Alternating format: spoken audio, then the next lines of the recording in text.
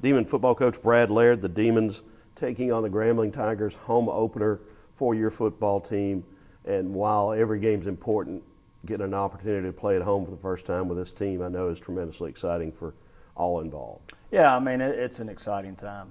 Being on the road last week, opportunity to come back home, first home game, the community does such a great job of coming out and supporting these young men, the administration here, the marketing as far as the setup. So, you know, it's exciting. It'll be an exciting night come 6 o'clock against Grambling.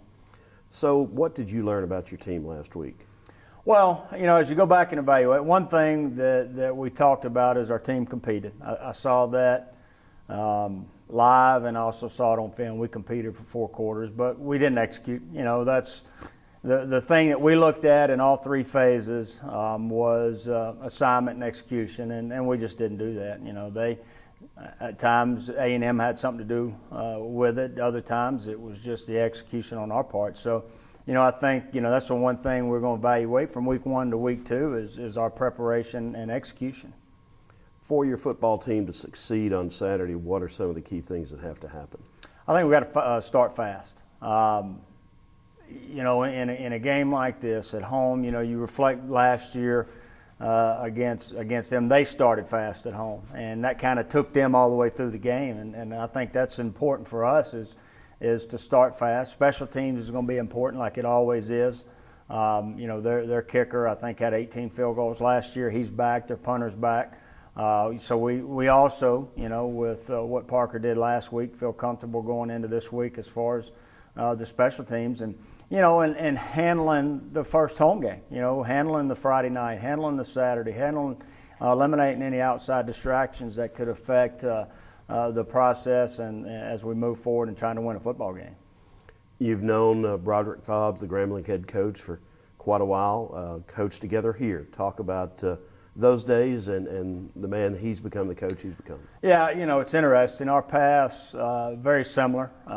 As he grew up, his dad a coach, so he grew up a little running around just like I did around football.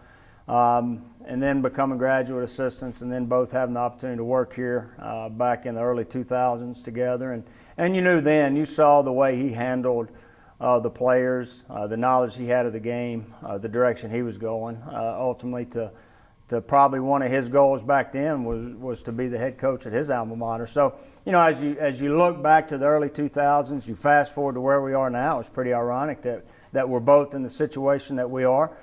His football team's going to be well coached. They're going to play hard, and that's obvious over, you know, the last 2 years. They're 22-3, 2 SWAC championships. They're going for their 3rd in a row. The success that he's had there, that he started 4 years ago when he got to Grambling. So, you know, you saw that early on as we were assistants together, and he's carried that over to where he is now. What have you seen from this Grambling team for the tape that you were able to watch the game in Lafayette? Yeah, I think very similar to kind of as we evaluated our tape. You know, they're not going to let that game define them, just like we're not going to let that game define them. You saw times where they did execute, you know, especially in the second half. You look at them offensively, you see them getting in a rhythm. You know, so he's going to take out, you know, bits and pieces of the things that they did well, just like we did. You see a team that plays hard.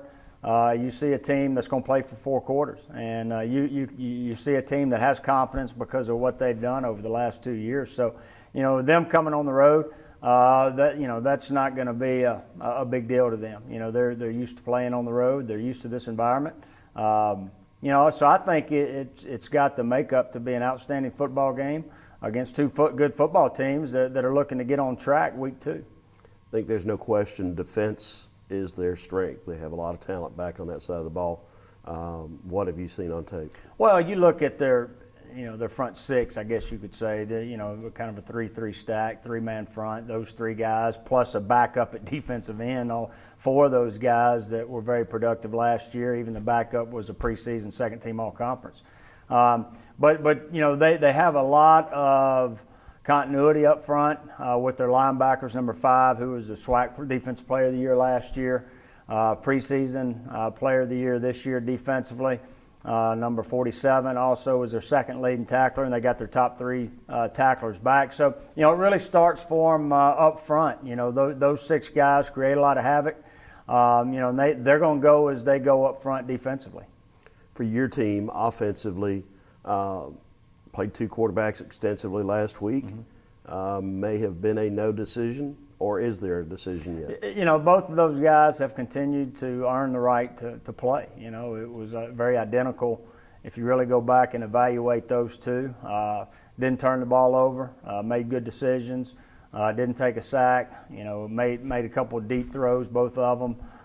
So very similar. So so far they've earned the right to continue to play. I think for us it's going to start up front. Which you could probably say that in any game, but for us on both sides of the ball, I think the way we handle it up front is going to really determine the outcome of the game. And offensively, they're man, so we're going to have to make some plays out wide, make some one-on-one plays against a good group in the back end. With what Grambling has done the last 2 years, what would a win Saturday mean for this program? Well, yes, it's ironic because we're playing Grambling, we're playing a team that was successful over the last 2 years, being 22-3. We're playing an in-state school, so all of those make it even more dramatic. But I think for this football team, first time at home, home opener, to be able to come out and play well and execute, because I believe if we do that, then we'll have the ability at the end of the day to win the football game. But I think the most important thing is being able to come out and execute. And make sure that we're ready to play. I think starting fast is going to be key in this football game.